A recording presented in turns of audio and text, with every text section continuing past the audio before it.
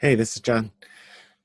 I'm recording this video in February, but the picture in the background is our backyard from the middle of July. You can see the daisies are doing great. The grass is really green. Our backyard doesn't look like this at all right now. Tree branches fallen, leaves fallen, debris from squirrels eating acorns. It's gray and brown and about as far from green as you can get.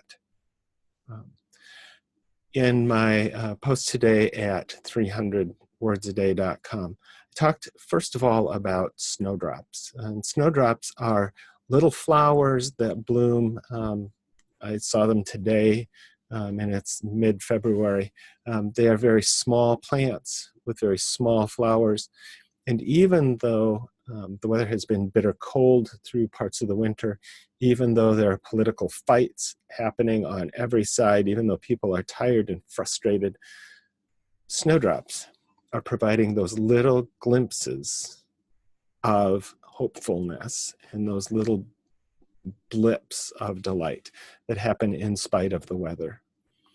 And I think that too often we want to have backgrounds, lives that look like this, or we won't have any encouragement.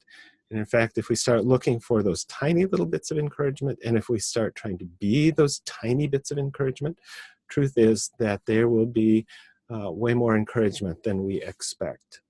So provide that opportunity for other people by being a snowdrop yourself in the face of adversity, to be faithful and provide small, helpful actions. The other thing that I talk about today at 300 is a question from my friend Leanne Stewart, who is asking her clients whether they want type or talk. And in her case, she's wanting to know whether she wants people to interact with her by being able to type, by being able to ask questions with email or WhatsApp or other applications like that that involve keyboarding, which is my preferred way of typing, by the way. I get really frustrated when I try to text long things because I like the long form capacity of being able to have a keyboard on my lap and to be able to type and erase and type and think and type and formulate. It lets me get my thoughts fairly clear as I can get them. It also makes you as a reader read the whole thing rather than being able to interrupt me halfway through. But. So there's a place for that. But there also is a place for talking. And even the content richness of being able to talk in this way. As I'm talking this way, as opposed to having you read my post, you're able to hear my voice, you're able to hear my inflection, you're able to see something about eye contact, you're able to see where I look away.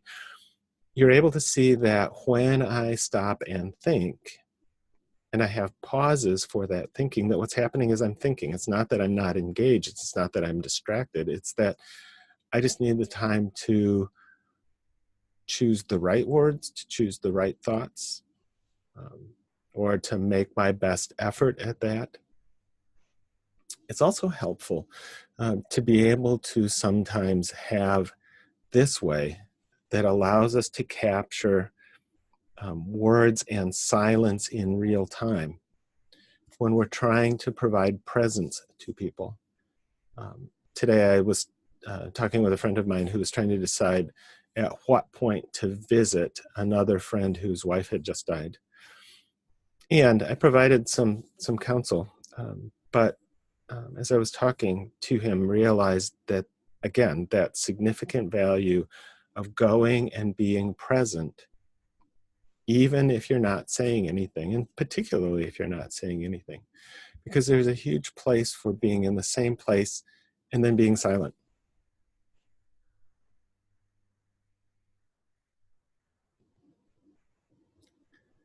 For allowing somebody else to see and to hear that there are no words for this moment. There are no simple explanations. There are no quick answers.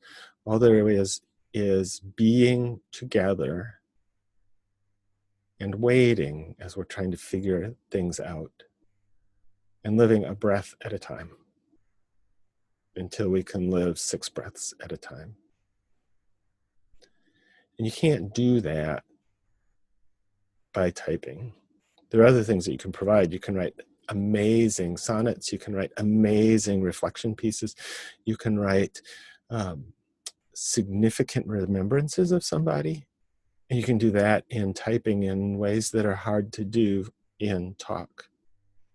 But sometimes in talk and silence, what we most need is this, the space between words that is full of our concern and compassion and presence as a way of conveying our comfort and our, conveying our comfort. So I'll put a link to the 300 post down in the description so you can read it, because maybe you want to read this rather than listening to it. Thanks for going along with me today for this time.